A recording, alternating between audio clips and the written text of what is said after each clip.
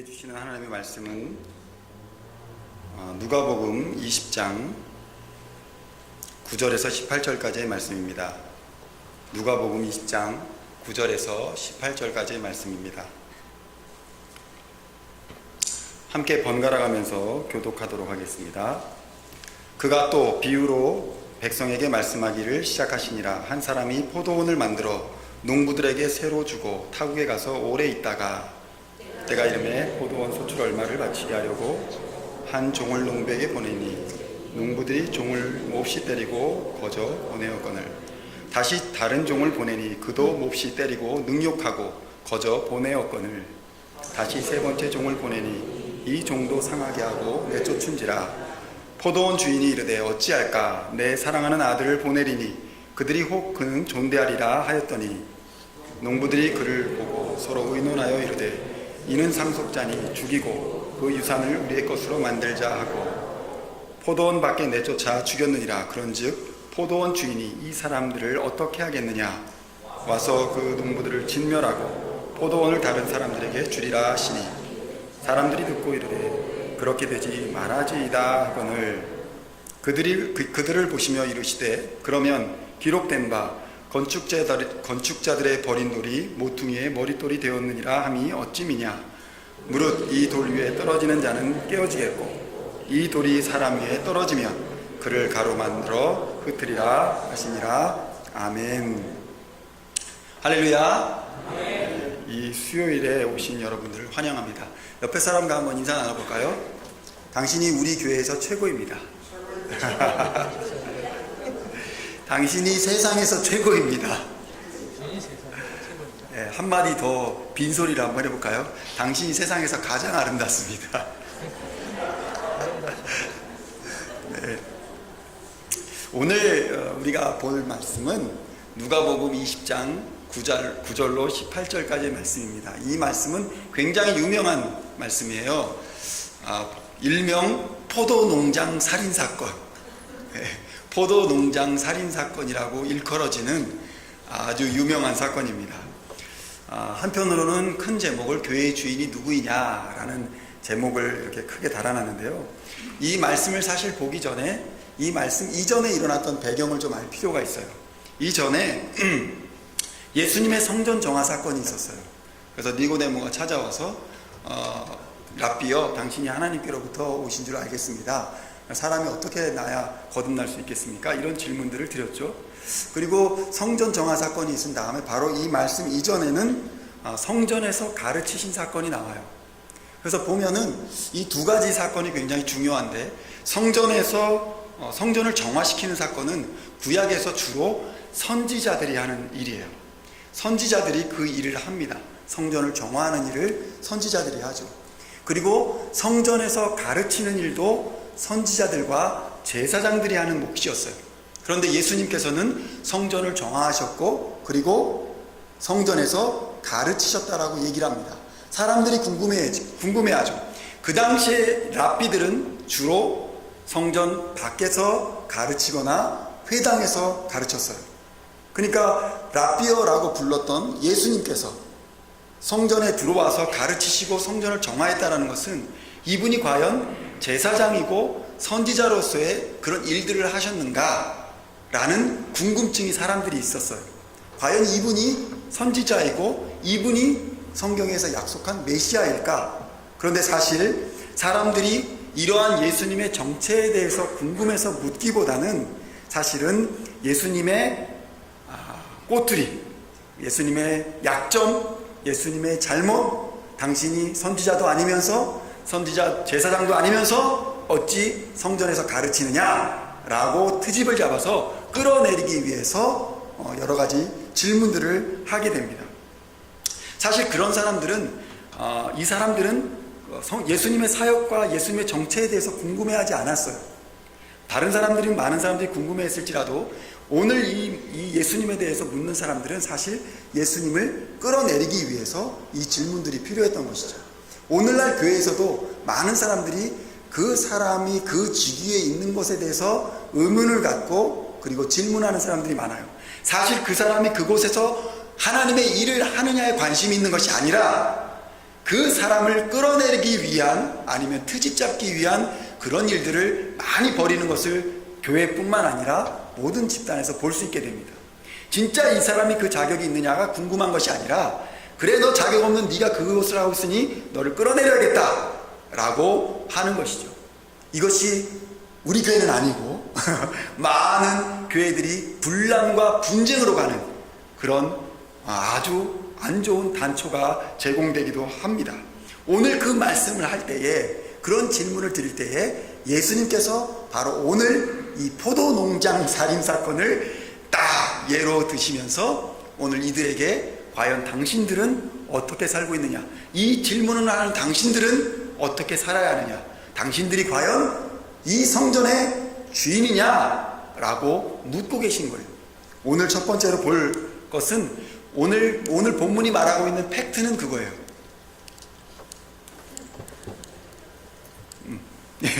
잘 안 넘어가네요.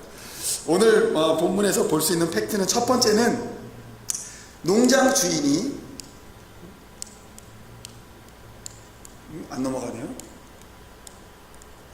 네. 농장 주인이 자신의 땅을 개간하여 포도 농장을 만들었다라는 것이 사실 팩트 첫 번째예요. 오늘 말씀에서는 농장 주인이 다 자신의 땅을 개간했어요. 그리고 포도 농장을 만들었어요. 넘겨주시면 자신의 땅이지만 농토로는 부적절한 땅이었어요. 자신의 땅을 갖고 있지만 이 농지로서는 부적절한 이 땅을 개간하고 그리고 깊이 땅을 파고 포도나무를 심고 포도즙 짜는 틀을 세우고 막루를 세워요. 돈과 시간과 노력을 투자해서 이 땅을 포도농장으로 개간시키는 것이죠. 이 포도농장을 개간시키고 있는 이 예수님의 이 포도농장 주인의 삶을 보면 어찌 보면 우리의 삶도 그런 것 같아요. 우리도 어찌 보면 교인으로서 아니면 성도로서 부적절한 삶을 살 수도 있고 삶을 살아왔을 수도 있어요. 하지만 하나님께서는 우리를 다듬어 주시고 깊이 개간하시고 경작하시고 우리를 돕는 틀을 만들어 주시고 막루를 세워 주셔서 우리를 지키시고 보호하심으로 우리를 포도를 생산할 수 있는 그런 개간할 수 있는 경작할 수 있는 농장으로 만들어 주신다는 거죠. 두 번째로 돈과 사람을 들여서 아닙니다. 전입니다. 앞으로 나와주세요. 이거 왜? 돈과 사람을 들여서 포도 농장을 만들었어요. 이런 포도나무 즙을 따는 들과 기계 그리고 막루들을 세웠다는 거죠. 그리고 가난한 농부들, 당시에 직장이 없어서 가난한 농부들을 이 사람들을 고용해서 잡을 주고 그리고 생계를 유지할 수 있도록 이 포도 농장 주인이 그 일을 한 거예요. 그것이 첫 번째 사실이에요. 이 사실을 통해서 포도 농장 주인은 자기의 땅을 개간하고 자신의 땅을 포도 농장으로 만들어서 주변에 있는 사람들을 일꾼으로 써서 그들에게 돈을 주고 그들이 생계를 유지할 수 있도록 도와줬던 것이죠. 두 번째 팩트는 바로 이겁니다. 농장 주인이 농부들에게 세를 주고 그리고 일을 맡기고 외국에 나가 오래 있었다라고 본문이 얘기하고 있어요. 농장 주인은 농부들에게 일감을 주고 그리고 일정 부분에 대해서 세를 내라 그리고 외국에 나갔어요. 타국에 나갔고 그리고 오래 있었어요. 타국에 나가 있더니 그 말의 원래 어원은 외국에 나가 매우 오래 있었다라는 말의 뜻이 있어요. 매우 오래 밖에 나가서 있었던 거예요. 농부들에게 소신껏 일할 수 있는 시간을 주었던 것이죠. 때로는 우리 교회도 그런 것 같아요. 어떤 일을 맡겼을 때 어떤 사람들이 그 일을 할 때에 충분한 시간을 주지 않고 바로 끌어내릴 때도 있어요. 우리 교회가 아니라 많은 사람들이 어떤 기회를 주고 어떤 직분을 주었을 때 충분히 기다리지 못하는 사람들이 있죠. 그럴 때 교회에 분란이 일어날 때가 있어요. 왜냐하면 충분히 익지 않았기 때문이죠. 어떤 사람은 우리가 전도해 왔어요. 그런데 그 사람이 생고구마일 수도 있어요. 아직 익지 않았다는 것이죠. 그런데 그에게 너무 많은 것들을 요구할 때에 때로는 그 고구마가 탈이 날 때가 있어요. 때로는 우리가 어떤 사람을 전도하거나 어떤 사람에게 직분을 맡기거나 이 포도 농장의 주인처럼 일을 맡겼을 때 그 일을 할 수 있도록 시간과 여건을 충분히 주는 것도 필요합니다. 이 시간과 여건을 충분히 주었을 때 농부들이 일을 하면서 소작을 많이 내고 소출을 많이 냈어요. 그리고 소출이 풍성해지자 이 농부들이 생각했어요. 주인이 없으니까 야, 이건 뭐 우리가 손을 대는 대로 포도가 그냥 막 열리고, 그리고 우리가 눈을 대는 대로 막 그 열매들이 막 잘 익으니까 이 땅을 차지하고 싶은 거예요. 주인도 멀리 갔고, 그러니까 이 땅을 우리가 차지하는 방법이 없을까라고 고민하기 시작합니다. 때로는 교회에도 그런 것이 있는 것 같아요. 교회에도 분명히 일꾼으로 들어왔는데 주인 행세를 하는 사람들이 있어요. 교회의 주인은 누굴까요? 너무나도 명백해요. 포도 농장의 주인이 있었듯이 우리 교회도 주인은 하나님이세요. 그러면 우리는 뭘까요? 우리는 부르심을 받은 사람들이에요. 그런데 어느덧 우리가 와서 우리가 어떤 일들을 하고 어떤 프로그램을 하고, 그래서 인구가 늘어나고 성도가 늘어나고 그리고 프로그램이 풍성해지고 뭔가 칭찬을 받기 시작하니까 그것을 가로채고자 하는 마음이 생기는 거예요. 많은 교회들이 부흥하면서 이 본질적인 요소를 잊어버리는 거예요. 많은 목사님들이 처음에 시작할 때는 겸손히 시작했어요. 근데 어느 순간 칭찬을 받기에 익숙해지고 섬기는 거에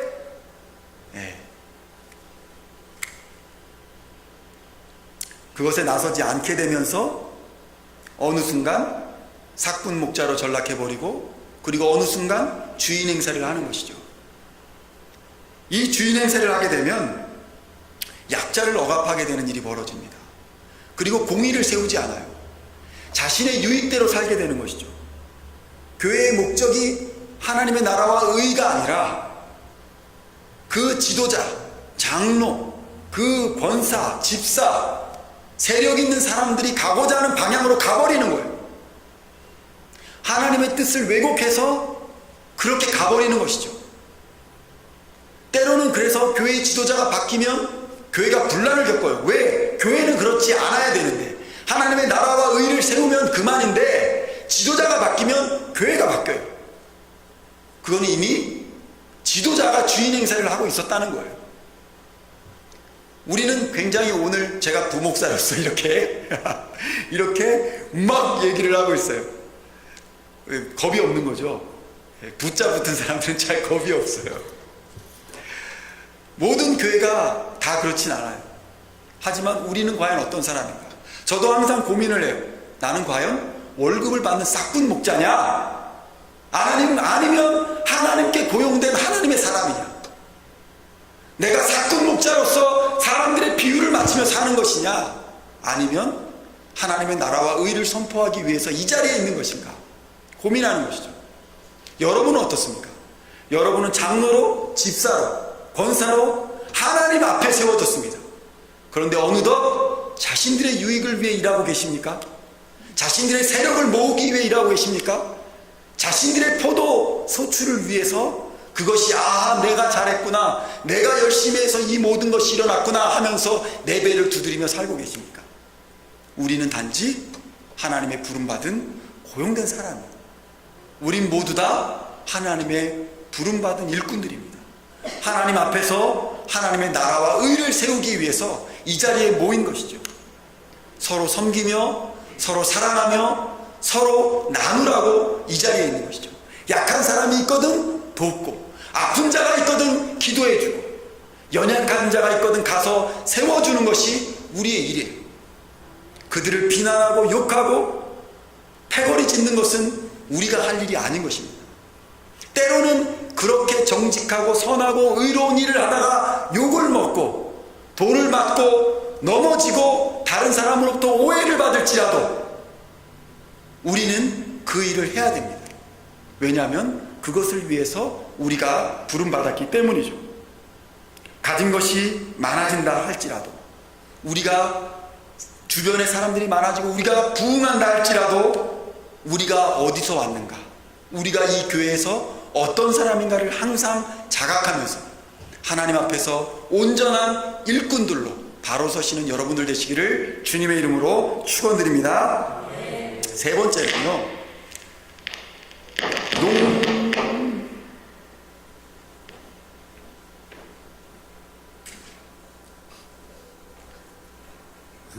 오늘 뭔가가 좀 지직거리고 그렇습니다.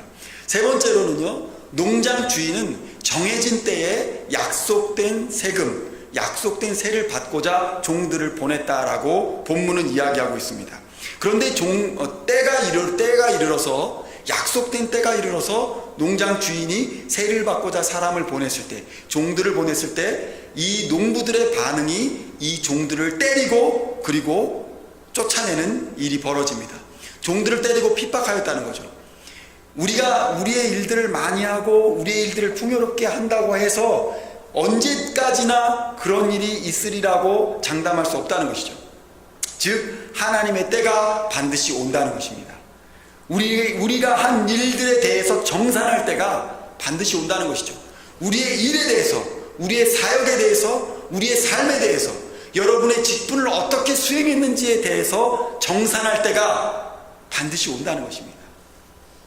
그 정산할 때에 그 때를 놓치지 말고 그 정산의 때를 기쁨으로 맞아서 하나님께 영광 돌릴 수 있기를 주님의 이름으로 축원드립니다. 종들을 때리고 핍박해도, 그리고 우리가 정산 안 하겠습니다, 가십시오 라고 말할지라도 하나님께서는 의무 이행을 위해서 계속 기다려주시고 인내하시면서 계속 종들을 보냈습니다. 그리고 결국 자신의 아들이 상속자, 자신의 아들인 상속자들 그들 농부들에게 보내기에 이르릅니다. 주인은 그들의 상속자, 주인의 상속자, 주인의 아들은 다르게 대할 거라고 생각했어요. 설마 자신들이 보낸 종들은 그렇게 대할지라도 내 아들은 그렇게 대하지 않겠지, 나처럼 대하겠지라고 생각하고 보낸 것이죠. 그러나 농부들의 생각은 달랐습니다. 농부들의 생각은 이랬죠.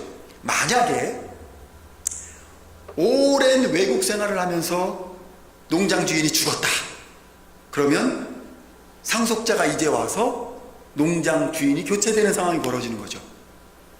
그렇다면 이 상속자를 쥐도새도 모르게 죽여버리고 주인이 없으니까 이 농장을 차지하면 되겠다, 이런 생각을 첫 번째로 했을 겁니다. 그리고 또한 두 번째로는 만약에 농장 주인이 죽지 않았다고 할지라도 상속자 하나 있는 상속자가 외아들이 오면 그 외아들을 쥐도새도 모르게 탁 없애버리면 상속자가 없어졌잖아요. 그러니까 마음에 크게 심란해해서 이 포도 농장을 멀리 외국에 나가 있으니까 여기 있는 재산을 포기하지 않을까. 사실 사람들은 이런저런 생각들을 할 수 있어요. 이런저런 생각들을 하고 계획을 세우고 고민할 수도 있고 안 좋은 생각들을 머릿속에서 할 수도 있습니다. 그러나 그것을 실행에 옮기는 건 다른 문제예요. 여기 있는 농부들은 이런 생각들을 하였고 그리고 이것들을 실행에 옮깁니다. 외아들이 왔어요. 상속자가 왔는데 성경에 보니까 이 외아들을 포도원 밖으로 쫓아내서 거기서 죽입니다. 굉장히 약한 거예요. 포도원에서 그냥 죽였다가 아니에요. 위계에 의한 살인이죠. 예, 계획적인 고의살인인 거죠. 이게 실수로 죽인 게 아니에요. 이들은 모여서 모의했고 그리고 그 계획을 세웠고 온 외아들을 포도원 바깥으로 유인해 쫓아내서 거기서 죽여서 증거인멸을 한다는 얘기예요. 오늘의 말은 그거예요. 그래서 제가 말씀드렸다시피 포도농장 살인사건 굉장히 심각한 일이죠. 우리도 때로는 우리의 것을 지키기 위해서 하나님의 말씀을 그렇게 대할 때가 있어요. 하나님의 말씀을 그렇게 포장해버리는 거죠. 내 유익과 내 상황과 내 삶에 맞추어서 말씀을 변형시켜버립니다. 많은 이단들과 많은 사람들이 그렇게 변질되어 갔어요. 교회가 커가고 교회가 막 커할 때 심지어는 자신이 보혜사 성령이다라고 얘기하는 사람이 있고 심지어는 자신이 예수, 재림 예수다라고 말하는 사람도 있어요. 그들이 처음부터 그랬던 건 아니에요. 그들의 열매가 늘어나고 그들의 삶의 것들이 많이 늘어나면서 그들은 점점 계획을 세우고 사람들을 모으고 사람들을 함께 패거리를 지으면서 계획을 세워서 살아계신 하나님의 말씀을 지워버리기 시작하는 것이죠. 우리도 하나님의 말씀을 읽습니다. 하나님의 말씀을 매일 읽고 묵상하는 분도 계세요. 그러나 때로는 그 묵상하는 말씀을 그대로 받지 않고 내 삶의 부적처럼 오늘은 동쪽으로 갈까? 오늘은 서쪽으로 갈까? 오늘은 어떤 사람을 만날까? 하는 것처럼 활용을 하는 것이죠. 너는 시냇가에 심은 나무와 같다 라는 말씀을 딱 펴고, 아, 오늘은 물가에 가면 복이 있겠구나.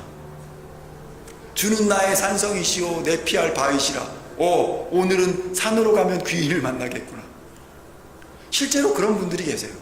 성경을 쫙 펴가지고 부적처럼 사용하는 것이죠. 여러분은 어떻게 성경을 활용합니까? 아니면 여러분은 어떻게 말씀을 읽습니까? 말씀을 정말 내 발의 길이요 내 발의 등이요 내 삶의 빛이라고 인정하시고 그대로 따르려고 그 말씀을 보십니까? 아니면 그 말씀을 가지고 다른 사람을 정죄하거나 심판하거나 욕하기 위해서 그 말씀을 이용합니까? 오늘 악한 농부들은 이것을 가지고, 하나님이 주신 것을 가지고 이용하고 악하게 활용하는 것을 바라보게 됩니다. 교회를 사유화하고, 그리고 교회를 세력화하고, 교회를 편가르게 하고, 그래서 교회에서 복음의 열매를 맺는 것에는 관심이 없고 자신의 이익을 위해서 교회를 이용하려고 하는 것, 그것은 모두 악한 농부들이 하는 일이에요. 그것은 하나님의 종, 주인의 종들이 하는 일이 아닌 것입니다. 심지어는 십자가 앞에서 싸우고 분쟁하고 욕하는 것을 보게 돼요. 하나님의 심판이 두렵지 않은 것이죠. 마치 하나님이 없는 사람들처럼 행동하는 것이에요. 여기 계신 여러분들은 이 단상에 올라오는 것조차 두려워했던 분들이 계세요. 이 단상에 올라와서 찬양하는 것조차 덜덜덜 떨면서 해요. 왜? 하나님의 앞에 선다는 두려움 때문이죠. 그런데 이 강단 앞에서 욕하고 싸우고 그런 것들이 우리 안에서 벌어질 때, 그건 우리가 할 일이 아닙니다. 그건 악한 농부들이 하는 것입니다. 하나님의 종들은 그런 일을 하지 않아요. 결국 하나님의 다스림, 하나님의 임재를 거부한 사람들은 하나님의 아들 예수 그리스도를 십자가에 못 박아 죽인 사람들이 되는 것입니다. 그 아들을 죽이는 사람이 되는 것이죠. 우리가 어느덧 그런 행동을 하고 있다면, 십자가의 진리, 복음의 진리를 떠나서 하나님이 없는 사람처럼 살고 있다면 우리는 예수 그리스도를 십자가에 못 박고 있는 사람입니다. 그 상속자를 잡아다 죽이고 있는 사람들이 되어버린 것이죠. 오늘 성경은 우리에게 묻고 있습니다. 여러분들은 어떤 사람이냐? 나에게, 예수 그리스도에게 당신이 선지자입니까? 하나님의 아들입니까? 라고 묻는 사람에게 그럼 너희들은 어떤 사람이냐? 사꾼 목자이냐? 아니면 고용된 이 악한 농부들이냐? 아니면 나를 잡아 죽일 사람들이냐? 결국 이 말씀을 들은 사람들의 반응은 뭐였냐면요, 그런 일이 없어야 됩니다, 그런 일이 되지 말아야 됩니다 라고 얘기합니다. 분노와 공포를 얘기해요. 이것은 사람들의 상식이에요. 상속자의 아들을 잡아 죽이는 것, 그리고 남의 토지를 빼앗는 것은 상식적으로 있을 수 없는 것이죠. 교회의 재산을 빼앗는 것, 교회의 가치를 빼앗는 것, 그거는 상식적으로 있을 수 없는 것이에요. 교회가 하나님의 것이라고 한다면 교회의 가치를 빼앗는 것은 상식적으로 있을 수 없는 것이라는 것이 사람들의 반응이었고, 이것에 대해서 분노했어요. 이것에 대해서 의로운 분노를 가지고 있었던 것이죠. 교회에서 사랑이 없거나, 교회에서 생명의 말씀이 없거나, 교회에서 인자한 말씀이 없거나, 교회에서 정의가 없거나 공의가 없다면 우리는 분노해야 돼요. 우리 절망해야 되는 것이죠. 그것이 당연하다 생각하면 안 되는 것이죠. 우리에게 하나님 맡겨주신 것은 그 일에 대해 분노하며 거룩한 분노를 가지고 사랑과 생명과 정의를 위해서 헌신하라고 우리에게 오늘 이러한 말씀을 주는 줄로 믿습니다. 미국에서 자녀를 키우면서 때로는 이런 말들을 많이 들어요. 아메리칸 아이즈 되었다, 그래서 아이들과 이야기하기 힘들다 라는 이야기들을 많이 듣습니다. 어찌 보면 이게 이민생활 속에서 굉장히 힘든 일이고 우리가 겪어내야 될, 감내해야 될 아픔인지도 몰라요. 그러나 교회 교육을 생각해 봅니다. 교회에 와서 어떤 것들이 돼야 되나? 우리가 아메리카나이즈 되는 것인가? 한국인화 되는 것인가? 우리에겐 그것이 중요하지 않아요. 우리가 어느 지역에 와서 왔든지, 한국에서 왔든지, 미국에서 태어났든지, 아니면 저 스페인에서 왔든지, 멕시코에서 왔든지, 우리는 단 한 가지, 크리스찬이티예요. 그리스도인이 되기 위해서 이 자리에 와 있는 거예요. 그리스도인의 정체성을 갖기 위해서 이 자리에 모여서 예배를 드리는 것입니다. 어디서 왔는지, 어떤 문화를 가졌는지는 중요하지 않아요. 어떤 사람은 70세, 80세, 어떤 이들은 30세, 40세, 우리 세대 차이 나요. 그리스도 안에서 세대 차이는 없어요. 나이가 중요하지 않아요. 서로 사랑과 섬김으로 먼저 다가가서 엎드려서 그들을 돌봐주는 것, 그게 왜 세대 차이가 있습니까? 그들에게 관심을 갖고 기도해 주는 게 왜 세대 차이가 있어요? 그들을 위해서 울어주는 게 왜 세대 차이가 있습니까? 없어요. 우리는 그리스도인이 되기 위해 이 자리에 온 것입니다. 그래서 예수로 말미암아 미국인이건 한국인이건 스페니시건 모두가 한 하나님의 자녀로 인정받기 위해 와 있는 것이 바로 우리 새안교회 성도님인 줄로 믿습니다. 마무리를 지을까요? 이 결과가 무엇일까요? 이런 말씀의 결과가 어떤 것이냐면 모퉁이 돌이 되신 예수라고 결론을 짓고 있어요. 모퉁이 돌이 되신 예수, 무슨 말이냐면 그의 아들 예수 그리스도를, 상속자인 아들을 핍박하고 그리고 가두고 그들을 아무리 끌어내리려고 하고 무시하고 버렸어요. 그리고 심지어는 그 아들을 십자가에 못 박아 매달아 죽이기까지 했어요. 그러나 예수는 그 모든 것들을 극복하고 부활해서 모든 잠자는 자들의 철면 첫 열매가 되었습니다. 그리고 하나님 나라의 반석이자 기초가 되셨고 그를 믿는 자는 누구나 하나님의 자녀가 되는 권세를 주는 믿음의 근거가 되셨습니다. 이것이 모퉁이 돌이에요.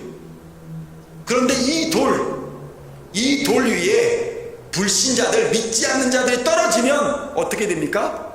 깨어지게 될 것이고, 그리고 이 돌 위에 가짜 지도자들, 자신의 유익을 위해 일하는 지도자들, 그리고 예수님의 대적자들, 사탄 마귀가 그 위에 그 돌이 그 위로 떨어지면 그들은 가루가 되어버릴 것이다 라고 오늘 성경은 말씀하고 있는 것입니다. 하나님이 우리 새안교회를 포도농장처럼 그리고 포도원처럼 경작하고 우리를 한 사람 한 사람 일꾼으로 부르셨습니다. 이 일꾼 위에 우리가 반석 위에 예수 그리스도를 믿는 그 믿음 위에 교회를 세웠고, 그리고 그 교회 위에 하나님을 믿는 신앙으로 찬양하고 오늘 또 기도를 합니다. 이 이야기의 오늘 요점은 그거예요. 하나님의 것을 내 것이라고 주장하지 말라는 것입니다. 오늘 포도농장 살인사건의 요점은 바로 그것이에요. 하나님의 것을 내 것이라고 주장하지 말라. 이 교회에 있는 모든 것을 내 것이라고 주장하지 말라는 것이에요. 믿으십니까? 이것은 더 이상 우리 것이 내 것이 아니에요. 이것은 누구의 것입니까? 하나님의 것입니다. 정말 하나님의 것이에요. 이것을 자신의 것이라고 주장하는 사람들이 어떻게 된다고요? 거기 위에 돌이 떨어지면 그는 가루가 될 것이래요. 우리가 아까 성령 하나님이라는 찬양을 했어요. 성령 하나님 임하소서 찬양했어요. 그 말이 얼마나 무서운 찬양인지 아십니까? 하나님의 임재와 하나님의 심판을 요구하는 거예요.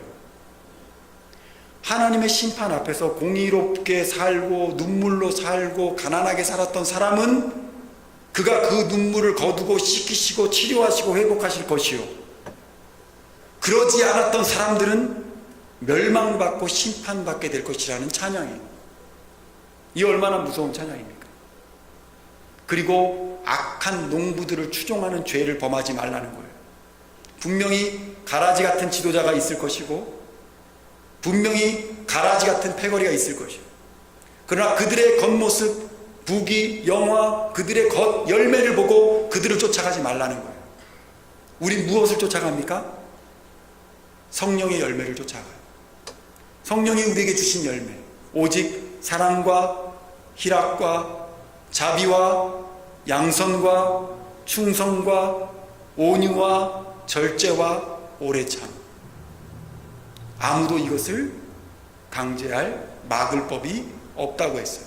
성령이 임하시면 이러한 열매들로 우리의 삶이 풍성하게 될 줄로 믿습니다.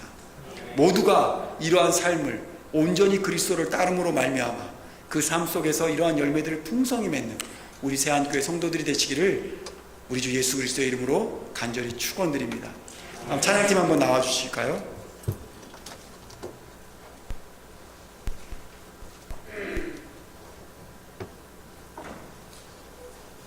오늘 성령 하나님 다시 한번 찬양했으면 좋겠어요. 하나님의 임재와 심판, 다시 한번 그것을 생각해 보셨으면 좋겠습니다. 공의와 정의의 편에서 사랑을 외치던 사람은 하나님의 위로와 평강을 얻게 될 것입니다. 그러나 악을 행하고 그리고 공의를 굽게 한 사람들, 정의를 굽게 한 자들에게는 하나님의 심판이 임할 것이라는 경고의 찬양입니다. 성령 하나님, 이 하나님께서 우리 오늘 세안교회에 임재하여 주셔서 하나님의 공의와 사랑을 선포해 주시고 하나님의 진리의 말씀만이 강처럼 흐르는 그런 아름다운 교회가 되게 해달라고 우리 함께 찬양하였으면 좋겠습니다. 찬양합니다. 성령 하나님 나를 만지소서. 상하고 깨어져 지친 나를 새롭게 하소서. 성령의 바람 시들은 내 영 살리소서.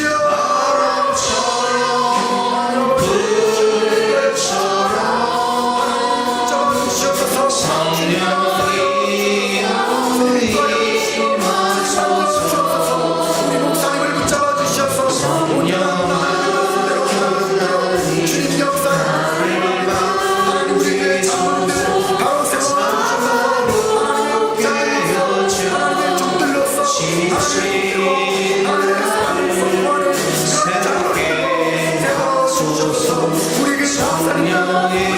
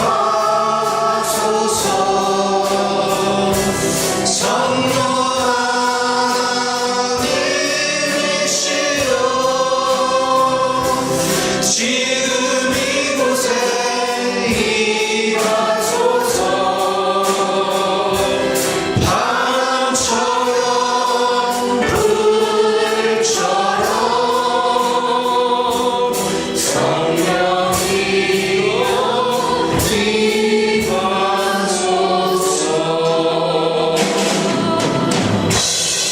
하나님 아버지 감사합니다. 이 시간 우리에게 주신 은혜와 사랑에 감사합니다.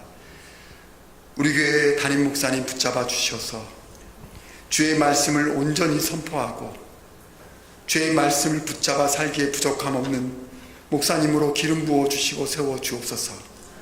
그의 나아가는 발걸음을 주님 인도하여 주시어서 지도하시고 인도하여 주시어서 성령의 사람 되게 하시고 하나님의 사람 되게 하여 주시옵소서.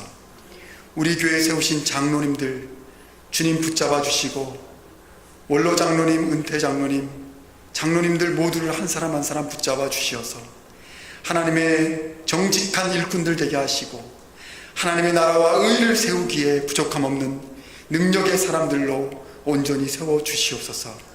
그들의 협력함으로 말미암아 새안교회가 바로 서게 하시고 합력하여 선을 이룰 때에 잘했다 충성된 종아 칭찬받는 주의 일꾼들 다 될 수 있도록 주님 역사하여 주옵소서. 우리 교회 세우신 권사님들 집사님들 주님 역사하여 주시고 능력과 건강으로 채워주시어서 바나바와 같이 서로를 세우고 서로를 격려하는 일에 게으르지 않게 하여 주시고 사랑과 은혜의 증거가 되게 하시고 소망과 믿음의 증거자가 되어 다 주의 훌륭한 일꾼들 될 수 있도록 주님 역사하여 주옵소서. 한 사람도 잃어버린 자 없게 하여 주시고 주님의 나라 이룰 때까지 함께 손잡고 주의 영광을 위해 나아갈 수 있도록 주님 역사하여 주옵소서. 이제는 우리 주 예수 그리스도의 은혜와 하나님 아버지의 지극하신 사랑하심과 성령님의 감화 감동 교통하심이 예배를 마치고 삶의 현장으로 나서는 새한교회 성도들 한 사람 한 사람 머리 위에 이제로부터 영원토록 함께 하옵시길 간절히 축원하옵나이다. 아멘.